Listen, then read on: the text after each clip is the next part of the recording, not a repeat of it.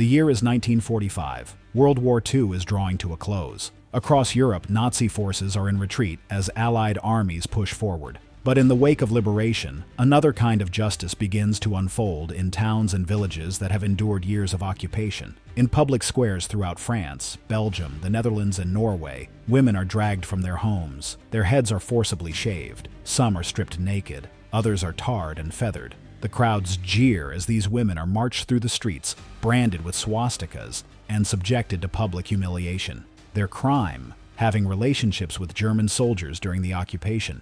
Today, we examine one of the most visceral, yet often overlooked chapters of post-war Europe: the punishment of women accused of horizontal collaboration with Nazi occupiers. Rather than providing a broad overview, we will focus deeply on several women whose stories illuminate the brutality, complexity, and lasting impact of these punishments. One of the women who paid the highest price for her relationship with a German soldier was Annette, a 26-year-old from the French village of Sainte-Marie-du-Mont in Normandy. Annette worked at a local bakery before the war. When German forces occupied her village in 1940, the bakery became a regular stop for hungry German soldiers. By 1942, she had begun a relationship with a German officer named Klaus Müller, who was stationed nearby. Neighbors later reported that Annette and Klaus were often seen walking together in the evenings. They made little attempt to hide their relationship. Klaus would bring small gifts: chocolates, cigarettes, occasionally even a pair of stockings, luxuries in occupied France that further inflamed local resentment. What Annette may not have realized was that members of the local resistance were keeping detailed records of her activities. Her name appeared on a list titled "Women to be Punished Upon Liberation." That moment came in June 1944, just days after D-Day. As Allied forces pushed inland from the Normandy beaches, local resistance fighters emerged from hiding. Before American troops even reached Sainte-Marie-du-Mont, resistance members dragged Annette from her home. In the village square, surrounded by neighbors she had known her entire life, Annette's head was shaved with garden shears, resulting in numerous cuts to her scalp. According to witness accounts, she was then stripped to her undergarments and had a swastika painted on her forehead. What happened next distinguished Annette's case from the thousands of other head shavings occurring across liberated France. The crowd's anger intensified beyond the planned ritual. Several men began beating her with sticks and fists. No one intervened. By the time American troops arrived hours later, Annette was unconscious. American military medical records document that she was treated for severe head trauma, internal bleeding, and multiple broken ribs. Despite medical attention, she died 3 days later, without regaining consciousness. No one was ever prosecuted for her death. Local authorities classified it as a patriotic incident. Annette was buried in an unmarked grave on the outskirts of the village cemetery. For decades, her story was only whispered about locally. It wasn't until a regional historian discovered American medical records in 1998 that the full circumstances of her death came to light. Today, Annette represents the most extreme consequence of post-liberation vengeance: a woman who paid with her life for the crime of loving the wrong man at the wrong time. If Annette story represents the most extreme punishment, Odette Blanchet's represents one of the most public and well-documented. Odette was 23 years old when Allied forces liberated Cherbourg in June 1944. A former hotel maid, she had worked as a cleaner at German headquarters since 1941 and had formed a relationship with Karl Weber, a German military interpreter. What distinguished Odette's case was the presence of Robert Capa, the famous war photographer who was accompanying American forces. On June 29, 1944, Capa's camera captured the entire sequence of Odette's punishment in vivid detail. The photographs, later published in Life magazine, show Odette being dragged from her workplace by members of the local resistance. The series of images document her head being roughly shaved, leaving numerous cuts. Blood can be seen running down her face in several frames. Subsequent photos show her stripped naked, with swastikas painted on her back and chest. The most infamous image shows her trying to cover herself with her arms while being paraded through Cherbourg's main street. The crowd surrounding her appears to number in the hundreds. Capa's photographs provide a rare sequential documentation of the entire punishment ritual. They also captured something else: the faces in the crowd. Men can be seen laughing. Women are shouting.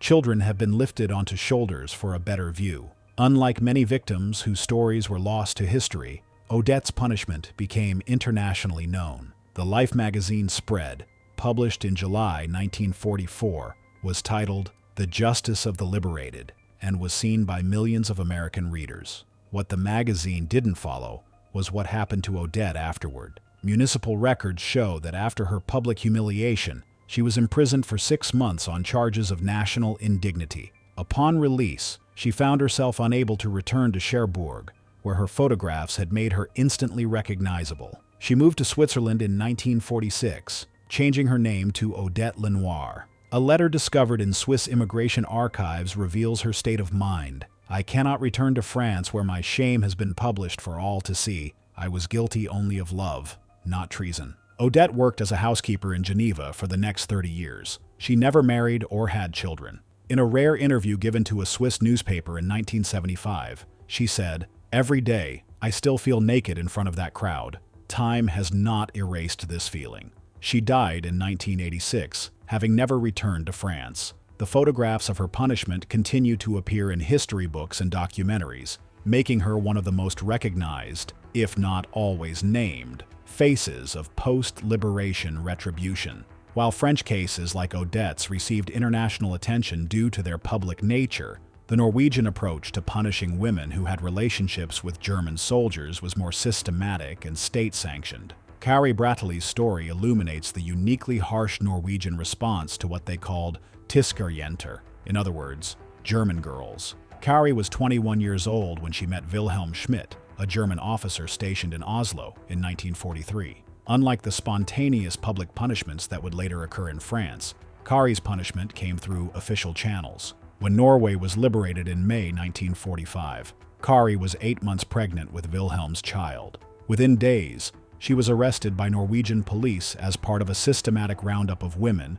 known to have had relationships with Germans. Approximately 5,000 women were detained in this operation.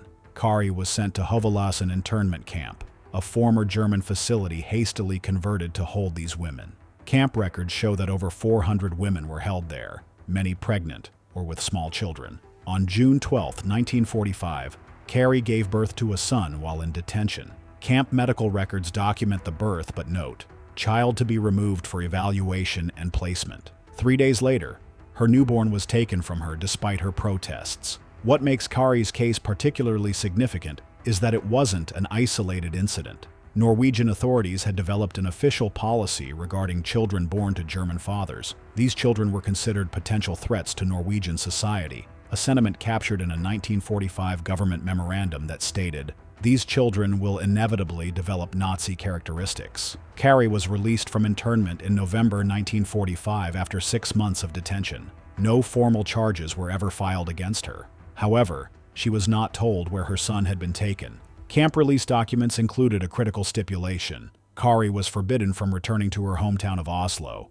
This forced relocation was common for tyskerjenter and represented a form of internal exile. Kari moved to Trondheim, where no one knew her history. She found work as a cleaner but continued searching for her son. Letters preserved in Norwegian social service archives show she wrote more than 60 requests for information between 1945 and 1960. Each was denied on the grounds that it was in the child's best interest to remain separated from his mother. What Kari didn't know was that her son, renamed Erik Olsen, had been placed in Godthab Institution, one of several facilities established specifically for German children. Medical records from this institution reveal that Erik, like other children there, was subjected to regular intelligence and psychological testing designed to detect inherited Nazi traits. It wasn't until 1989, when the Norwegian government began declassifying records related to war children, that Kari finally learned her son's fate. By then, she was 67 years old, and he was 44.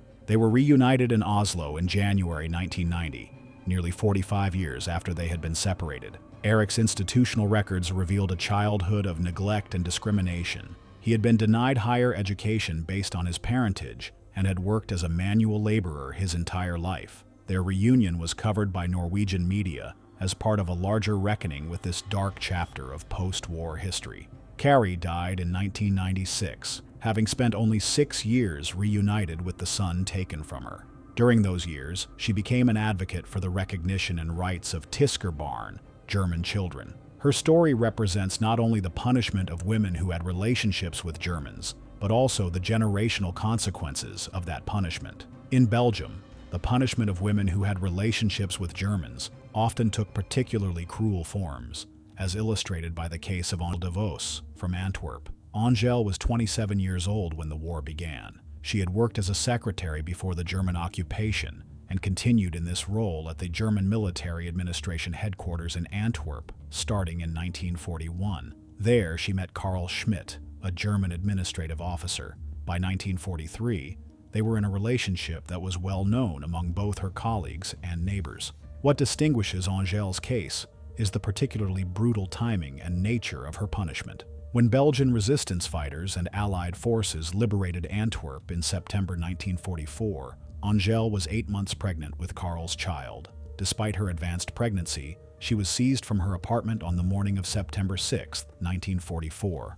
Eyewitness accounts, later collected by a local historian, describe how Angèle was dragged to Antwerp's central market square. There, her head was shaved completely while a crowd gathered. She was then stripped to her underwear, despite her pregnant condition. Most disturbing was what happened next. A large sign reading "Whore of the Nazis," Hoer van de Nazis, was hung around her neck, and she was forced to march through Antwerp's main streets. The procession had continued for approximately an hour when Angèle collapsed and went into labor in the middle of the street. Belgian medical records document that she gave birth there on the pavement, surrounded by the jeering crowd. It wasn't until an American military doctor intervened that both she and her newborn received medical attention. They were taken to an American field hospital where both survived the ordeal. What followed reveals the bureaucratic cruelty that often accompanied these public punishments. While still recovering in the hospital, Angèle was informed that her child would be removed from her custody as she was under investigation for collaboration.